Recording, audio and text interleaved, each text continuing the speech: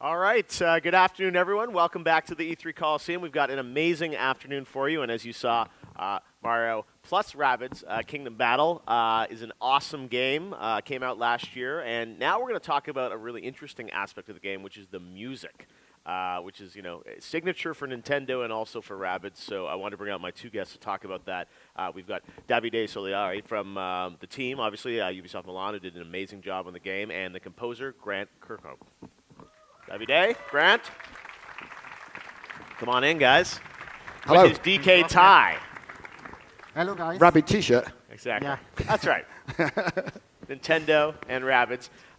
So this is awesome to have you guys here at E3. And, of course, if you watch the Ubisoft press conference on Monday, there was a pretty amazing performance of the music from the game in front of Mr. Miyamoto, which I thought was amazing.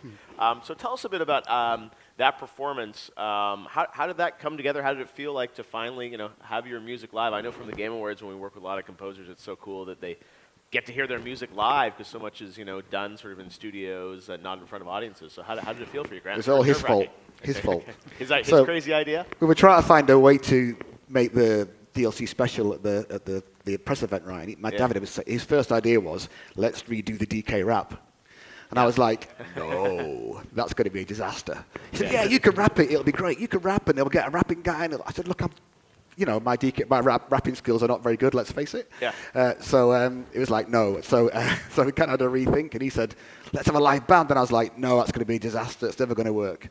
That's how it kind of turned out. So I had to write this. And he said, I thought originally it's going to be some kind of just a piece you play over the video, so it's pretty straightforward. He was like, I was thinking more like Fantasia by Disney. Wait a second. It was a cool idea to have Grant Kirkhope performing live on stage, or not? Yeah. No, it worked out great, right? But I was really frightened at the start, because I thought, oh my God, I've got to write that. He wanted to be all sort of like Tom and Jerry, so if the guy blinks, and and he said, also, can you conduct it? And I've never conducted it before in my life, right? Never done it before. Wow. So, and I had lots of 3/4 bars and 4/4 bars and 5/4 bars. So I just thought it's just going to be a disaster. And when did you That find was out? the challenge because the beat was keep changing I know. throughout the whole song. So There's a lot moving around. And when did you find out that you were going to be performing in front of Mr. Miyamoto? God. It's just the worst of the worst. Like, Exactly. and also in the rehearsals, we had Yves Guillemot sat right in the front seat on the Sunday morning, and it all went wrong. You know, you get the technical rehearsal, Yeah. and the click track was all over the place. They played the We know wrong how track those go. twice, and you can see Yves is sat there like, this is what's going to happen tomorrow, you know. It worked out great. If you guys didn't see it, go watch the clips online of it. Davide, how did this collaboration start between you and Grant? it started because basically when I'm a big Nintendo Yeah. fan. And a big As we Nintendo know, player. yes. And Grant Kirkhope for me was a legend. I grew up playing games for which he was the composer. Rare games, yeah. So GoldenEye, Donkey Kong 64, Banjo-Kazooie, Banjo-Tooie. And I said it could be incredible if Grant could accept to work for us. And he did. I couldn't believe it, but he did. And when we started together, to work together, the first 2 months for me, it was a little bit of a nightmare because I had no courage to give feedback back to Grant. No? It was my... Like you said, like, look at all these legendary games that Yeah. Grant has been involved in over the years. It's pretty spectacular. But then when we started to work together, we started to call each other basically on a daily basis, and I understood that it was very, very easy to work with Grant. I mean, And I'm sure you can guess the guy. So I was just say, when you start hearing the music, I'm sure it inspires you and the team because it just has that fun-loving, feel for Rabbids and Nintendo that I think is infectious. How did you come up with sort of the vision for this game? I mean, it's so fun now because obviously, tying in Nintendo, tying in Donkey Kong, right, which is so amazing with the new DLC, which you guys know, Donkey Kong, bring that together with, Grant's history. How did you come up with the original vision for what you wanted the music to sound like for this game? it all started by one simple fact that I was really focusing on the contrast between the Rabbids Yeah. and the Mario character. And I thought how cool it could be to have those Rabbids character learning from Mario to become heroes and Mario learning from the Rabbids how to crack a joke. Yeah. So my whole idea of the world itself, or the gameplay mechanics, the colorful scenery was to really work around a contrast between them where they could really immerse in perfectly. Yeah. And Grant, for me, it was the glue to put everything together. So I was trying to find someone who was able to compose a music that was triggering back the nostalgia of those days that I really loved living. So get the old bloke, right? Get the old bloke to compose from the older music. No, that was not the idea. Inspired by, but even for you, Grant, I mean, you've been doing game music for so many years, so many different styles. You said this harkens back to some of the amazing stuff that you did, classic Nintendo games. Were you excited to sort of, have that chance to sort of, I was kind of equal parts excited, equal parts frightened, Yeah. because they didn't tell me it was a Mario game until I actually got to Paris, right? It was secret. The contract just said Rabbids Kingdom Battle. Yeah. I didn't know till I got there, so they took me into a side room. Really? Oh yeah, like honestly, it was like, So you thought it was a full-on Rabbids game to start with? yeah, though, right? absolutely. I Wow. had no idea, and I got to Paris and took me to the back of the studio, all secret security. I was like, it's a bit heavy for a Rabbids game. Right? Everyone knows Yeah. the IP, And through a secret door, then to the bit at the side, I wait for the team, and Davide was there with the two audio guys, and he turns on the TV, and Mario stood there, right? And I was like, I thought maybe they'd been playing that before I got there, because they're a bit bored, Yeah. And then he starts to move Mario, and I was a bit like, what's this? He said, yeah, it's a Mario game. Did no one told you that? Yeah. I said, like, no. Oh my God. And so the colour just went from my face like that. I was like, how on earth am I going to follow Koji Kondo? He's like the best of the best of the best. Because How- have you ever done Mario stuff? Never. I was gonna say- I don't think nobody apart from the Japanese guys get to do it. I think I'm the first Yeah. Western composer to ever touch it, right? I might be wrong, but I think I am. No, but I was going to say, because I feel like you've done, obviously, incredible Yeah. rare games, but I feel like Mario No, never, I've never really done leaves that. Japan. I think anybody has. So I was completely frightened. And the first hour, I think they thought I hated the game because I was so in shock. Yeah. Thinking I'm just going to break it. I'm going to ruin it. It's going to be a disaster. Oh no. Oh I no. remember very well the day I sent a message to Grant saying, Yeah. I want you to rearrange the Peach Castle theme, the original theme from Koji Kondo. Yeah. And he was, what? I know. Because that's my favourite. I love that theme from Mario 64. It's Yeah. a brilliant theme. That, and to get to do it again was like a real honour, but equally frightening again because you don't want to break what's so fantastic. And so I had a little bit of feedback from Nintendo about that. I got some of the notes in the wrong order. Some of the harmonies slightly mixed up. That's so amazing, though, that your music is the Mario composers are listening to it, inspired by it, and couldn't the fact believe that you it. get to play with all this, is incredible. I mean, for you get to play with the characters, but as you said, the music is another whole piece of this equation. Maybe we'll talk a bit about sort of the world that you built using the music. There's such attention to detail, I think, in music. For those of you that have played it, is a big part of the adventure. We'll talk about musical numbers in a minute, but it's one of these games that brings so much life and vibrancy to the world. Can you maybe tell us about some of the kind of musical props, for lack of a better term, in the game? Yes. In fact, that's exactly the term we use for the musical elements that we have in the game, along with the music composed by Grant. As you know, there are, especially in Mario games with Nintendo, they are used to animate part of the background and even some of the enemies with a bit of the music composition, and we wanted to go a step further. Yeah. So basically, we were receiving the wave musical track from Grant, and when we were deciding to animate, handmade with our animators, part of the wave that Grant was providing us, and giving life to flowers, and other elements of basically the world of Mario + Rabbids Kingdom Battle. And it was a huge challenge because you can imagine those kind of flowers that you can see right now are really animated by hand from an animator. And it was really, really tricky because Grant Kirkhope music is quite complex sometimes. So moving those kind of musical props along with the song, it was very complicated. But also, like in the older days, you used MIDI files, right? So the MIDI files were a lot easier to kind of... Easy to switch, yeah. Yeah, you could kind of say it's right here, and the programmer guy can go easy peasy. But now it's just like stereo waves, it's harder to get it to work right, So. Yeah. All right, well, I know we have a clip, I think, of some of the musical props to sort of see how this all fits in, right? Yes, absolutely. All right, let's take a look at that.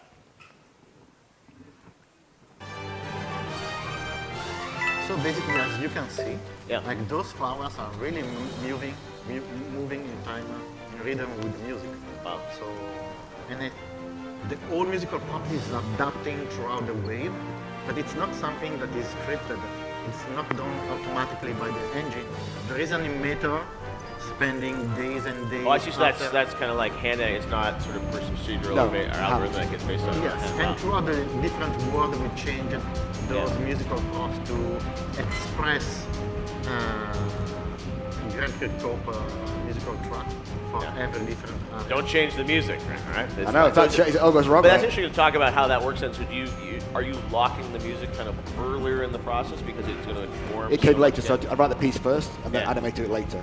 Right. They get the tempo. Yeah. Once they get the tempo, they can, I'd send the animators little sections of like the drum part, so they could get the things to bounce up and down in time with the drums, or whatever it was. Wow. Yeah, especially in Spooky Trail, the musical prop was very complicated because here you have like toes acting like fingers. Yeah.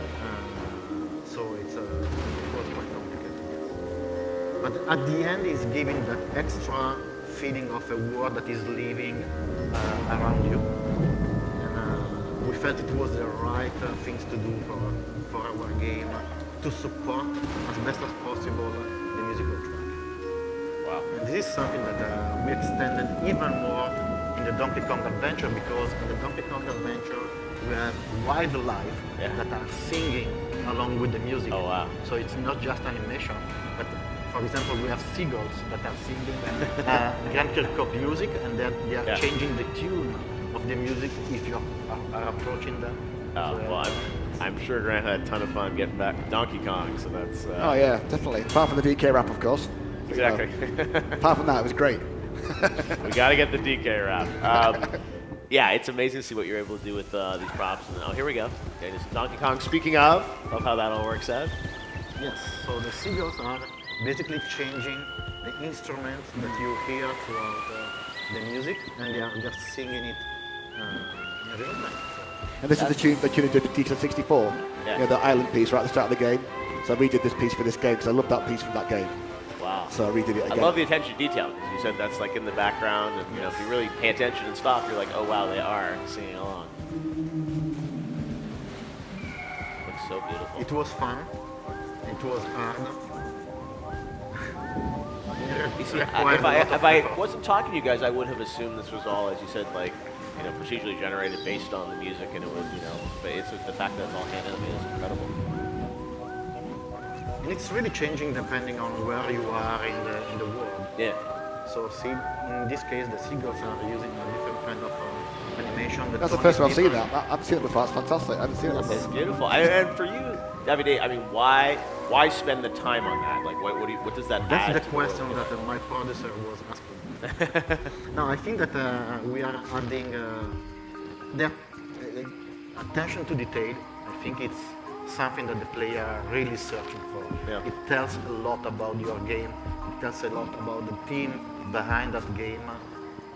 Because it's an act of love. It's passion. So you have to translate your passion into everything you are doing for the game, for the players.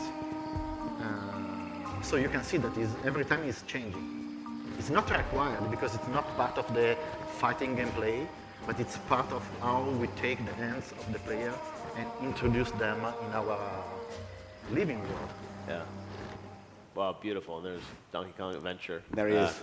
Coming very soon. So very awesome. Well, I love what you guys do with, music and animation all coming together. It's true care. And of course, every day when you get to play with Nintendo, I'm sure it's like you will do absolutely anything when you know Mr. Miyamoto's watching. Absolutely. And I do think that we have a very strong relationship right now with Nintendo because they see the commitment, they see the energy, the passion, and they truly respect what we are proposing every time. Absolutely. What we saw in Star Fox with Starling, I mean, Ubisoft overall and Nintendo, it's an amazing. You cannot get it wrong with Nintendo, no? So Exactly. You have to be very Respectful convinced. and respectful too. I Respectful. think we all really feel that with Sure. it. I think everybody in the team felt that completely. Every single person was so frightened to break something. Yeah. Because we love these characters so much, and to get the chance to play with them is like, and no one ever thought in our lives would get that chance, right? No, and that's why everyone, I think, has so much reverence and respect for Nintendo. Now, I saw, there's some footage I saw of you working with an orchestra. Right. And I wanted to ask a bit about, your creative process, because, a lot of game composers, you're sitting at a computer or a keyboard sort of composing this. Some of it's very electronic. Other games have orchestras. Tell us about your sort of creative process and how do you use like live musicians and orchestras in building the scores? Yeah, so we decided we could afford probably like 50 minutes of live orchestra in the game because the budget was a little bit tight because Davide was, obviously didn't want to pay me any money. So We do have like more than 2 hours and a half of music. So Mario Passage. That's a lot of stuff. So like 45 is about the live orchestra. So I've been to Prague a few times with games in the past like Nuts and Bolts and Viva Pinata and all that, So I went back there. But I write music the same way. It doesn't make a difference to me really whether it's going to live orchestra or not. So still in my session it still looks like, piccolo, flute, clarinet, a bassoon, oboe. It's the same complete layout you would get for an orchestral score. Yeah. So I just send that to an orchestrator. So I'll send the MIDI file and the MP3 file, and they'll turn it into notes because I haven't got the time to do that. Wow. My process is exactly the same. You just end up using, sample libraries that sound like it, and to give a good idea so that Davide can hear what it's probably going to be like on the day. But it's having real human people play it makes such a difference because all that kind of phrasing you try and put into your arrangements in the computer, a human person just does it by instinct. Wow. All that kind of swelling up and bringing back and all that kind of musicality, that just comes from being a human being. And I think that a lot of composers spend hours and hours trying to interject that into the musical in a computer, so make it play a bit out of time, a bit out of tune, because that's how people play, right? People don't play exactly right. So if you get it all completely in time, it sounds like a computer. Yeah. So you write it and you go, I need to put it all out of time. But just all this time getting it right, and I've got to put it out of time. That bit's late. That's a bit out of tune, and to make it sound like a human being. It was not easy for them because Grant is writing some very complex music. Yeah. Sometimes it's very, very fast. Yeah. And I remember the xylophone player was Yeah. really struggling behind. Like in the banjo games, I use the marimba a lot, right? I'm quite known for using the marimba. Yeah. It's only because the sample was so small, it took up no memory. That's why I used it all over the place, right? It was economical. The 1 cent, It kind of became my trademark. So when I did the mid-boss battle piece, which is the kind of piranha plant thing at the start, in the middle of that got used for all the mid-boss battles, it was the most Banjo-Kazooie-esque piece in the entire game because David is a huge Banjo-Kazooie fan, right? So I got marimba all over the place, but the poor marimba guy was like, "Oh my god!" He's just like working hard. No, he was like, he was all over the place. Like Awesome. I could tell he because normally they just kind of go, "Yeah." I could see him going, like just right, Yeah. semi-quavers all over the place. So I think he had a bit of a heart attack, but he got around it in the end. I know we got some footage, I think, of the orchestra Right. actually working here with you on this, which, again, bringing Nintendo music to life in orchestra. We got to do that at Game Awards last year. Vanabon, right. We'll talk about this too, yeah. Who do you think you are? You should kneel on the star. You are nothing but a parody. I'll find you a good role Oh, in God, a it's just me. tragedy. What's this? Grant was not aware. It's me. Oh, this is my version. No, this is a trick, is it? Is this you really singing? This is, I had to do a demo version, right? Because obviously when I wrote the piece, Yeah. I had to let the guys hear what it's going to sound like, so I had to sing it. Oh, God, this is, thanks very much. I'll get him back for this. He won't, he's not going to get away Not with that this. you would make me pay for We have this. to talk about this, though, because this original song, I remember, I think I first saw it on YouTube because someone was posting about it. I'm like, oh my God, I wouldn't expect this being in the game. And I went back and saw it, and it's just, we were actually, at one point, we were talking about, should we have this performed at the Game Awards or something, because it was just so out there. How did this come to be? I mean, was this him? Yeah, I figured. Yes, this is a kind of boss that I wanted to do since like 20 years. Wow. I was playing Conquer Bad Fury Day, Yep. the Great Mighty Pooh, and I said one day, I am the Great Mighty Pooh. Yeah. Well, you are a bit, same shape. Okay. Moving on. Yes. Moving on. Moving Exactly. swiftly on. No, It's it was like that every single hey, day. It was. Like Hey, that it's a fun collaboration. Now, So before that's we my go, life since the last 4 years. Yeah, I need to say one thing, that it's getting to 5 minutes, so I've just brought a little thing along. I thought I might play something for you. want you guys hear some music, Grant? All right. So I'm just waiting for the man to bring out my little The man is instrument. bringing out his Here he is. ukulele. I've got my expensive $40 ukulele. Exactly. But I think that you shouldn't be alone. But what I was thinking was, Yeah. I'm only going to play as long as Geoff agrees to sing along with us. I'm in, sure. So I brought a kazoo for him. Okay. This is completely unrehearsed, so stay tuned. And it is but genuinely unrehearsed. I'm ready. You can test it out. You have to hum other end. Okay. You have to hum into it. Hum. Ooh, Just humming. That's it. Okay. That's it. He's a master already. He's a master. Okay. Yes. So that's it. So I was thinking. Here's the key. Yeah.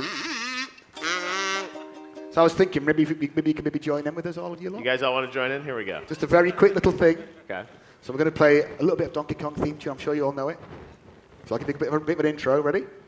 So it's going to go 1, 2, 3, 4. Come on, sing along.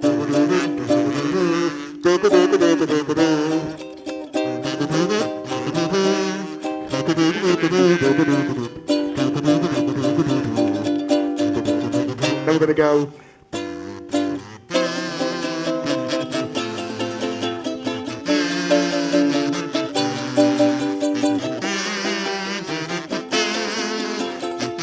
One more time.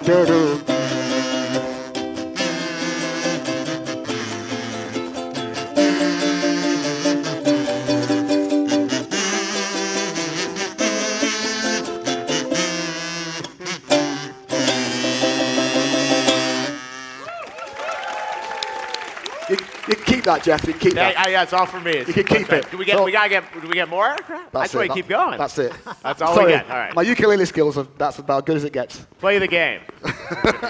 That's fantastic. Well, it's so cool to see that you guys have, what you've put together here, and now to be able to do the DLC is phenomenal. And we hope this is a collaboration that sort of continues to go because it's been such an amazing game. And even, I think everyone remembers the Ubisoft press conference last year with you revealing the game, and it's just. Do you still pinch yourself that you're working with Nintendo and still collaborating with them? Yes. Every day, definitely.